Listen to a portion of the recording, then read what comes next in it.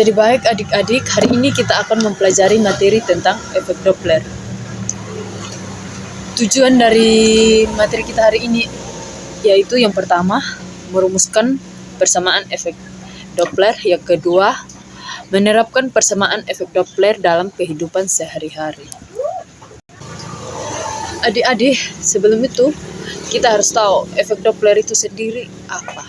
Jadi efek Doppler itu adalah peristiwa berubahnya frekuensi bunyi yang diterima oleh pendengar karena adanya perubahan jarak antara sumber bunyi dan pendengar. Frekuensi bunyi yang diterima pendengar lebih besar daripada frekuensi sumbernya jika jarak antara sumber bunyi dengan pendengarnya semakin dekat. Begitu juga sebaliknya. Saat sebuah mobil ambulan akan melewati kita, akan terdengar nyaring bila mendekat dan melemah bila ambulan tersebut menjauh. Hal ini terjadi karena pada saat sumber bunyi mendekat, gelombang yang sampai ke telinga semakin rapat sehingga frekuensi semakin besar. Begitu pula bila menjauh, frekuensinya akan semakin kecil. Untuk lebih jelasnya kita akan sama-sama mengamati fenomena berikut ini.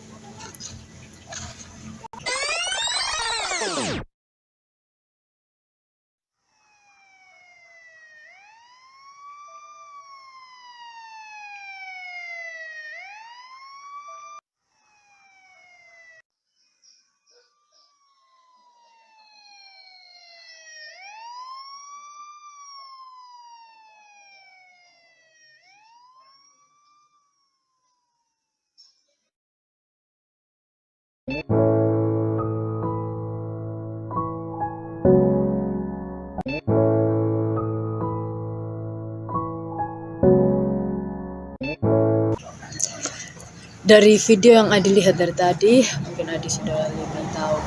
Jadi, panjang gelombang saat sumber mendekat itu lebih pendek. Panjang gelombang pada saat pengamat mendekat itu lebih pendek. Maka secara umumnya itu yang pertama, sumber bunyi bergerak relatif dan pengamat diam. Dan yang kedua, sumber bunyinya diam dan pengamat bergerak.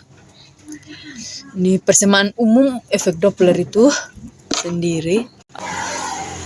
Fp sama dengan V plus minus Vp per V plus minus Vs kali Fs, di mana V itu sendiri harus sama dengan kecepatan rambatan bunyi di udara.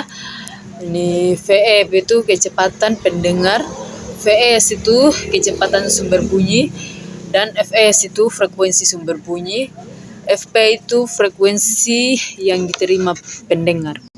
Maka secara umum sumber bunyi bergerak relatif dan pengamat diam sama dengan jadi Fp sama dengan V per F plus minus Vs kali Fs. Dan yang kedua, sumber bunyi diam dan pengamat bergerak.